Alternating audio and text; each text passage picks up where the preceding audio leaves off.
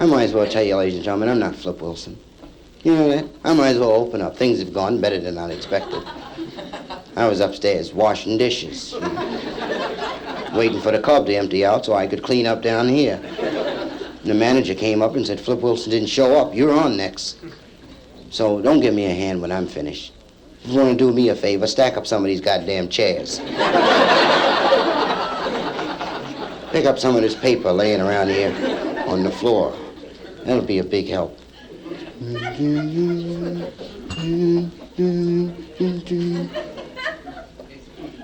don't know where this thing started, where people believe that entertainers have lots of girls. You know that?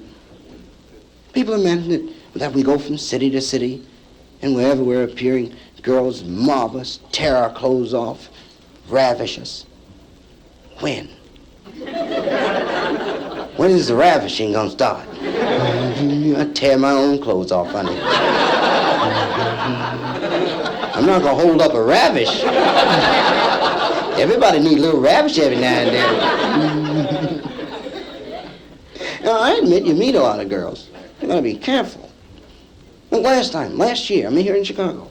One of the guys in the band says to me, last night at a show, said there's gonna be a party tonight after the show. You wanna go to the party? So I say, yeah. You can go to the party, get a cookie. So he says you have to bring your own date. Everyone has to bring their own date. I tell him, wow, I don't know if I can make it, because I didn't know any young ladies here in town. He said, look, I got a girl's name here in my address book. He said, her name is Lulu. She has her own car, sports car, white wall tires, stereo, stick shift, seat folds back into her bed. He said she'll pick you up, bring you to the party, and take you home. He said, I'm pretty sure no one's asked Lulu. Thought runs through my mind, how come no one's asked Lulu? I say, how does she look? He said, wait till you see that car. White wall tires, stereo, stick shift. I said, but how does she look? He said, she'll pick you up, bring you to the party, and take you home.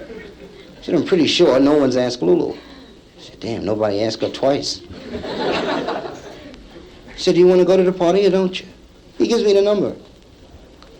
I go to the phone. It's a 5-digit number. I go to the phone, dial 4 digits, and Lulu answered. She said, yeah, I'll go. We go to the party. We're in the party about 15 minutes when the host comes over. He said, look, I want to talk to you. You bring Lulu. You bring the broad who looks like someone hit her in the face with a bag of nickels. I said, get her out of my party. She's been here 15 minutes and she started 3 arguments. So I tell him, well, speak to those other people. Make them leave her alone and she'll be all right. The guy said, I'm not speaking to anyone else. You're going to get her out of here. Said, she just smacked Sonny Liston. Said, Sonny's looking for the guy that brought her to the party. I said, damn, you tell her to meet me at the car. When Lulu arrives at the car, she wants me to drive. I can't drive. I've been drinking. I'm not going to get behind that wheel when I've been drinking. I know how I drive after I've had a few. I've already promised myself if I drive, I'm not riding in there. She's drunk. She can drive. So Lulu's driving. I notice she's holding the wheel with one hand, and on her lap there's a small brown bag. There's an intersection, a red light. Zoom. Lulu ran the light. Get it? Zoom. She ran the light. Then she came back and got the car. She ran the light. A policeman saw us. He chases us, pulls over, and he approaches the car. He's a perfect gentleman. He said, lady, you ran the light back at the intersection. But in this instance, I'm not going to give you a ticket. So I'm merely going to warn you and suggest that in the future, when you approach an intersection, that you'll exercise a little more caution. She said, I did what? She said, I ran what light? She said, I didn't run any damn light. This looks to me like police brutality. And I said, don't get upset, lady. Don't get upset. She said, what do you mean, don't get upset? It's 3 o'clock in the morning. I'm driving along here drunk. So I'm on my way home from the party. The guy said, but I'm not going to give you a ticket. It's only a warning. She turns to me. She said, will you hold this little brown bag? I said, would you like for me to talk to the man? She said, no. All I asked you to do was hold the bag. I said, I'll talk to the man. She said, I started this. I'll handle this. And she turns to the officer. She said, you can't give me a ticket for nothing. She said, that light didn't change until I was in the middle of the intersection. She said, I saw the light, and I saw you, and I saw you see me, and you saw me see you see me. And I didn't run any damn light. This is the same way that riot started in Los Angeles. Now I realize how critical the situation has become. I know it's up to me to straighten it out. So I leaned over, I said, officer, she ran the light. So I realized there was a possibility of her running the light. And I tried to warn her. But before I'd gotten it out, she'd passed through the intersection. I said, I appreciate your stopping us, not giving us a ticket, leaving it at the warning stage, and she's sorry. She said, I'm what? What do you mean I'm sorry? She said, I started this argument with the officer. I don't need you to sit there and Ralph Bunch my argument. She said, I'll handle my problem. You got enough problems of your own. You're sitting there with a damn bag of marijuana on your lap.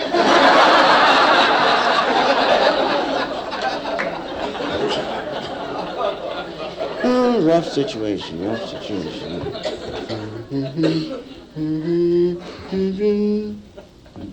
There's a meeting tomorrow night.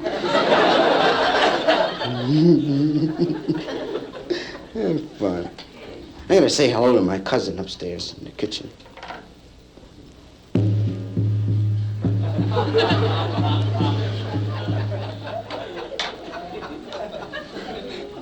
Shh.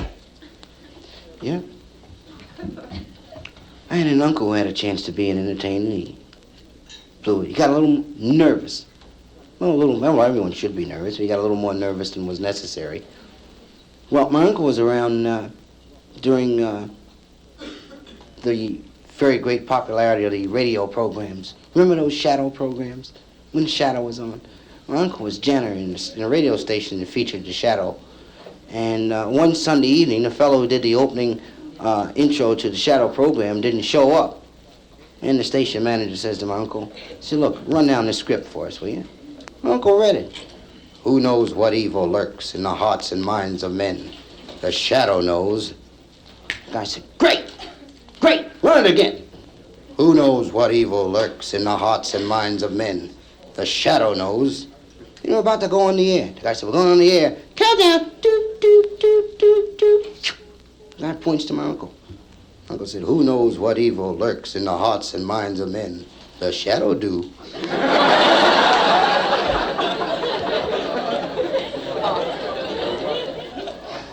Got a little more nervous than he should. If there's anyone here who owns one of those little foreign sports cars, get rid of it. Those cars are dangerous. My buddy had one. What a situation. First day he got it, he picked his girlfriend up, took her out for a ride on the expressway. Instead of using the rearview mirror, he was glancing back over his shoulder. Smash! Right in a wall. Terrible accident. The girl got out all right. His arm got mangled. So bad it was hanging on by one little muscle. He got out of the accident, he looked at his arm. He said, damn. He said, I better see a doctor about this. So he rushes over to the doctor's office, he shows him the arm, and he asks the doctor what could be done. The doctor said, fellow, all that I could suggest would be to cut it off. And I said, I'm not going to let you cut my arm off. So I came to you to get it fixed. So there must be another doctor in town who's had a little more experience with this type of thing. The doctor said, there is. Another guy on the other side of town. Go see him. So he jumps to the cab, he rides over the side of town and runs into the doctor's office, shows him the arm hanging on by the little muscle, and explains that the first doctor said I'd have to cut it off and ask his opinion. The doctor said, fellow, all that I could suggest would be to amputate. He said, well, that's better than cutting it off. The doctor said, no, that means the same thing. He said, well, look, I'll tell you what. He said, there's one guy, he's the world's greatest doctor, Dr. Freddy. Dr. Freddy. He has his office in Vienna. Why don't you go see Dr. Freddy? He said, Vienna? Yeah, that'd be nice. I said, I can go get my arm taken care of, and I can pick up a couple cases of them sausages.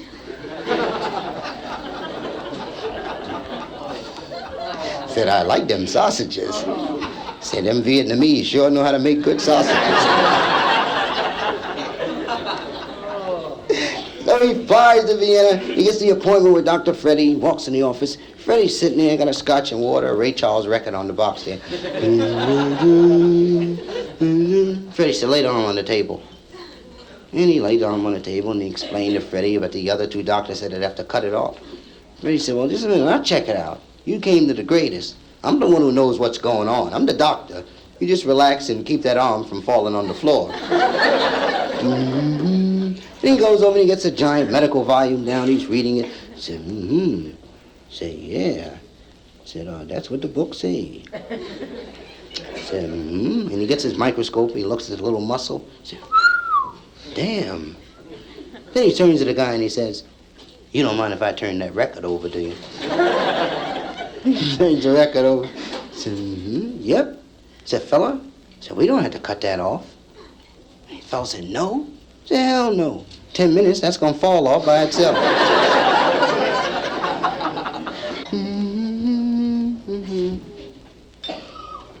I'm gonna go say hello to my nephew upstairs. I got a nephew upstairs. Say hello to him.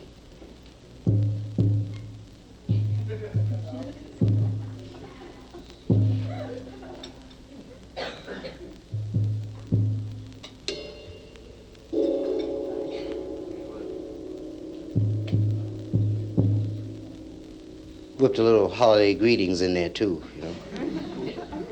Last night I spelled his name wrong. One of the customers said, you spelled his name wrong. You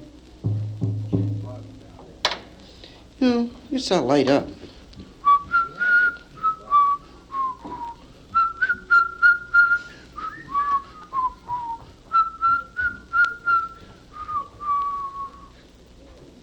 You know, I've been having headaches lately. You know where that comes from? Every now and then I regress. When I was a kid, I used to love the tra-la. Remember how when you were a kid, everybody used to tra-la when they were a kid? Tra-la-la-la-la, tra-la-la-la-la, tra-la-la-la-la-la, tra-la-la-la-la. I just love the tra-la. All the neighbors would say, see that kid? He sure knows how to tra-la. Tra-la-la-la, tra-la-la.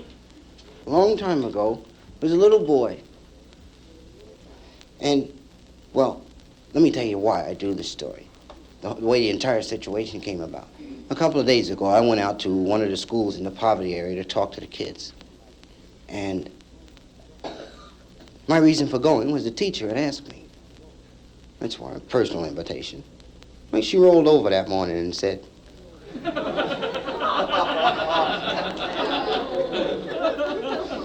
she said, why don't you come talk to the kids? How can I tell her no?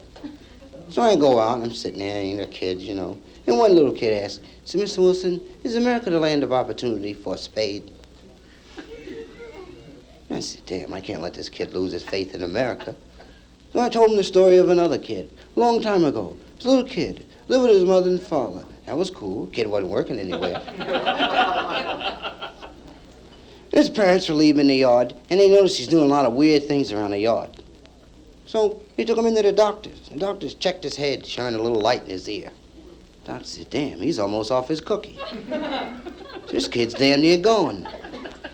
They're going to take brain surgery to save this kid. But he's too young to operate right now. We better wait a few years. And they waited. And while the years went by, the kid went further and further out. Further and further out. Further and further out. Goodbye, kid. Further and further out. Finally, his parents rushed him into the specialist. The specialist shined the light in his ear. Said, doom. Said, he's gone now, y'all. Said, we'll probably never catch up with him. So they rushed him into the hospital.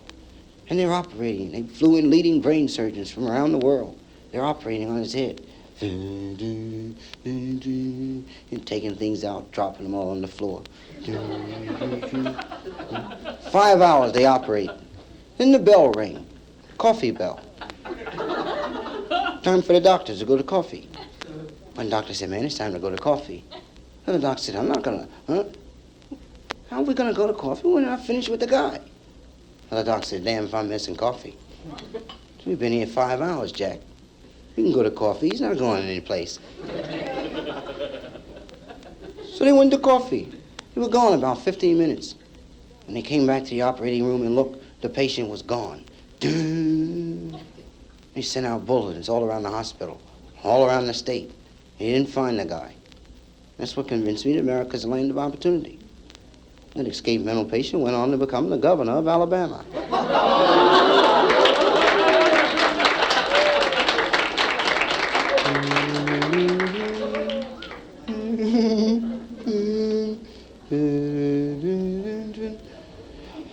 Well, well, well.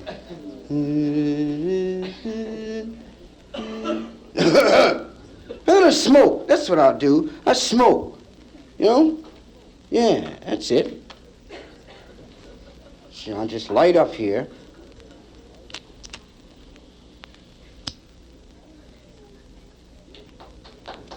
Feel it growing down there. Yeah. I'm not afraid of dying of cancer. You know that? You hear all the articles. People die from cancer. More people that die, and to hell with it. I don't give a damn. You know that? I'd rather die from cancer than die in an airplane crash. All right. You know? Airplane crash, boom, it's all over. Cancer, you can lay around and watch that solve it. You know? Get some of them specials that they got on television. See some of those Peanuts shows, you know that? Get in 3 or 4 of them Peanuts, everything's all right. That's better than dying from nothing. You know? That's better than just somebody saying, you heard Flip died. Say, yeah, what did he die from? Nothing. He didn't die from nothing. No reason at all. He just, boop.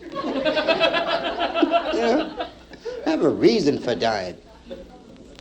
Like there's a reason for me standing here dying. I'm not dying for nothing. Getting paid to die. I'm doing my job right now. I'm doing a hell of a job, too.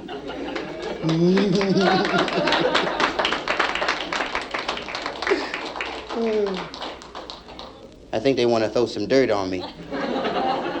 They say, well, he's there near there, better kick some dirt in there. There's a broad in here last night. Ugliest broad in the world. And I had been talking about ugly people, and she felt flattered. You know? Felt like somebody was paying a little attention to her. And I asked her what made her think that she was telling me she was the ugliest broad in Chicago. You know? And she was telling me that there had been a contest, and all of the girls had to write what particular situation might have occurred that made them feel that they were the ugliest broad in town. And she won on the basis of having written about the time that a peeping Tom looked in her window and closed his eyes. Yeah. Peeping Tom named Harry. He just used Tom because he wanted to maintain his reputation there in the club. Good night, girls. It's gonna be all right. Yeah, well, I understand. No sweat. No sweat. If I thought you were going outside to wait for me, I'd leave too. If I thought you were going, if I could flatter myself to that extent. Good night, princess. I'd fight a dragon for you, Mama.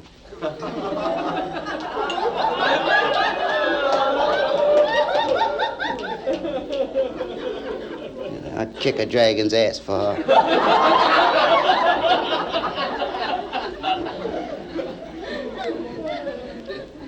And I'd kick her and the dragon's ass for a girlfriend.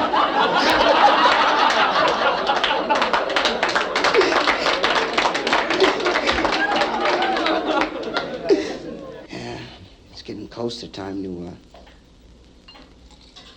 be off soon. I always become a little bit nervous near finish time. You know? So much danger in going home at night. You're going down dark streets half smashed. Whew. I had an experience about a month ago. I'm on the way home from work. I'm going down a dark street. No lights on the street. That's why it was dark. There's an alley leading into the street. No lights in the alley either. If there aren't any lights in the street, they're not going to put lights in the alley. Shouldn't have to explain that. I said the street was dark. As I'm passing the alley, I heard a sound like, "Sst, sst." Say to myself, there's a snake there. I look, and there's 2 bandits hiding there in the alley. One of them has a baseball bat.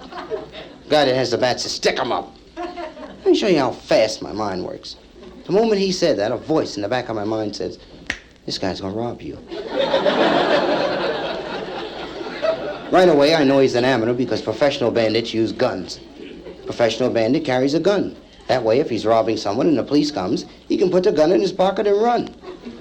How the hell are you going to run with a bat in your pocket?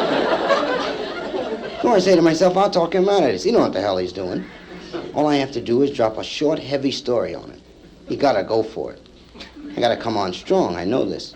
So I say to the guy, I said, do you know who I am? He said, damn right. You're the fellow who's going to get hit with a bat and robbed. I said, I better change my approach. This guy know what he's doing. He done this before. So I say, now, fella, I'm not going to stand here and let you hit me with a bat. He said, don't get upset. I said, don't get upset because you're being robbed. He said, everybody gets robbed. I said, it's your turn. I said, some people get robbed with a car note. Some people get robbed with a house mortgage. You're getting robbed with a bat. He said, don't try to get away from it. He said, take a moment to consider that if you try to make any evasive tactic like ducking, the great psychological pressure you'll be putting yourself under if you make me miss the first time. I said, yeah, that's right, too. I said, this ain't one of them dumbass bandits. So I say, now look, fella. He said, the cops will get you. I said, because I got a very good memory, and I'll give the police a complete description, and they'll get you and your buddy. He said, if you got anything you want to tell the police, you better write it down before I hit you with the bat. That's when I started to cry. And the guy said, get up. I said, I'll speak to my buddy and see if he wants to give you a break. And he goes over, he talks with his partner, he comes back, he says, look, my buddy and I have discussed it, and we decided we're not going to rob you, but we're still going to hit you with the bat.